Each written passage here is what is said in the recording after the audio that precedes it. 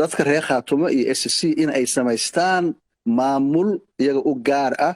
waa soo dhaweynaya waana bogaadinaya waana sida keli ah ay xuquuqdooda ku heli karaan waa sida keli ah ay horumar ku gaari karaan waa sida keli ah ay dadkooda ku midayn karaan waa sida keli ah oo ay Soomaali ogow dadkan runtii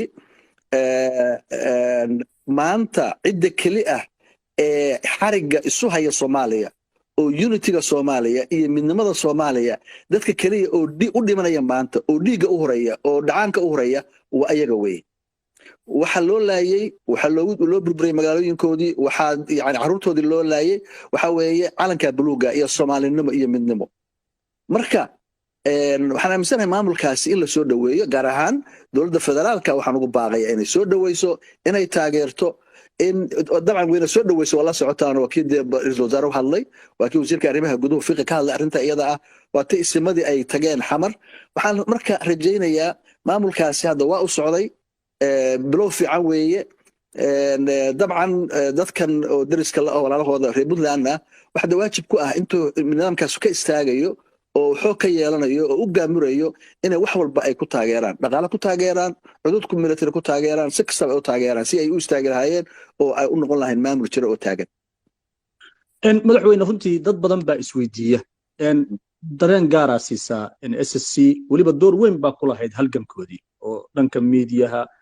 beesha caalamka la xiriirkeeda dagaalkii siyaasiga ah qayb weyn baad ka ahay marka maxay tahay dareenka gaarka ah ay ku leeyihiin SSC adiga shakhsiyan adeer waxa weeye anu Puntland baan joogo madaxweynan ka ahaa dadka SSC dareenkoodana waa mar walba anu waan ogaa waana la socday dhibta ay ku jiraanna waan ogaa sababtoo waxa weeye dadkan waxaa lagu calaamadiyey oo la yiri waa dad la isku haysto waa contested area isaasa u qoran yani hadda aragto juqraafiyada iyo maababka iyo gaalada ku imaanaysa waxaanu ka weynay oo ku qancin weynay ajnabiga noo imaanayay oo ama deeqa bixinaya ama barnaamijyo wada inay dhulka tagaan in ay waxa ku leeyahay waxa kamid ah waxa ku oranayaan wax kasto calaamad dawladnimo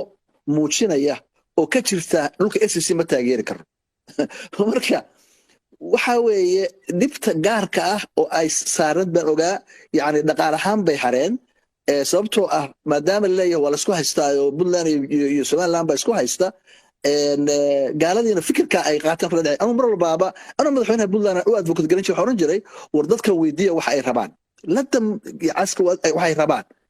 ila dadku xaq bay u leeyihiin in ay waxa iyagu ay rabaan was yani self determination ku wa xuquuq qof bini'aadanka ay leeyahay waay marka dhibtaas anu ogaa on garanaya marka hadday marka ayagu maanta u istaageen ya oo ay dhulkoodii xoreysteen oo ay rabaan maamul inay samaystaan de wax kale oo la oran kara ma jirto hadal kale oo ka soo laaban kara ma jiri karaba waxa weeye ma istaageen ma dagaalameen xuquuqdooda soo ceshadeen hala taageero simple waana waajib cidna lagu dulmiyo yaa lagu dulmiyaya ma qabiil gaar lagu dulmiyaya dadkan hadii la yiraahdo dadkaani yani ayaga xaq u leh inay maamulkooda samaystaan oo isxukumaan yaa lagu dulmiyaya ma Puntland baa lagu dulmiyaya ma Somaliland baa lagu dulmiyaya ma Soomaali kale lagu dulmiyaya dadkan waliba hadana mar oranaya waa go'oonay dal baan ka tagnay waxay leeyihiin Soomaali baan nahay Soomaaliland baan u taaganahay unity baan u taaganahay marka anigu cidda lagu dulmiyayo wanaag in la soo dhaweeyo mooy anu ma garanayo